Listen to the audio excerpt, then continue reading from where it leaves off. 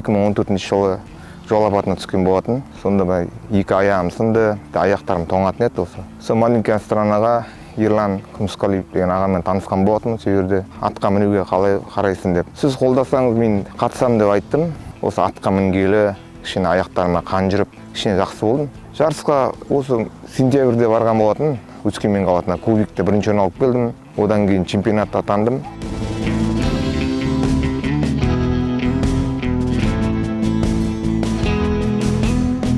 Мы уже в этом году 2 года полных как сотрудничаем со специнтернатом номер 3. 2022 жылдан бастап маленькая страна қоғамдық бірлестігімен балалармен бірге жұмыс жасап келе жатырмыз. Ол балаларды жаңағы ипотерапияға тартып, бұл балаларға үлкен көмек. Ол жаңа маленькая страна қоғамдық бірлестігінің адамдары сүйіспеншілікпен балаларды күтіп алады, бір-бірін таниды, аттарын біледі деген сияқты. Түзету жұмыстары көп әсер етеді. Аттың тізгін ұстаудың өзі де ол ұсақ моторикасын дамытқан арқылы баланың миына сигнал келеді. Сол арқылы біздерге көп үлкен көмек болып жатыр бұл ипотерапия.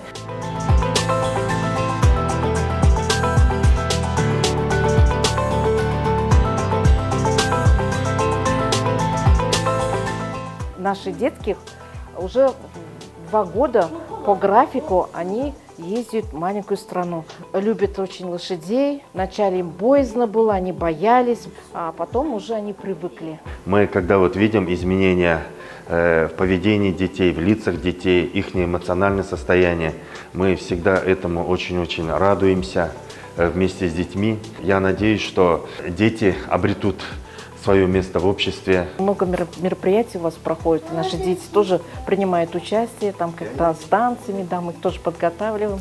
Довольны такие, уезжают, приезжают, не могут выразить словами, но вот говорят: во, мы туда ездили, все хорошо, вот так вот, кушали что-то, танцевали, мы там песни пели.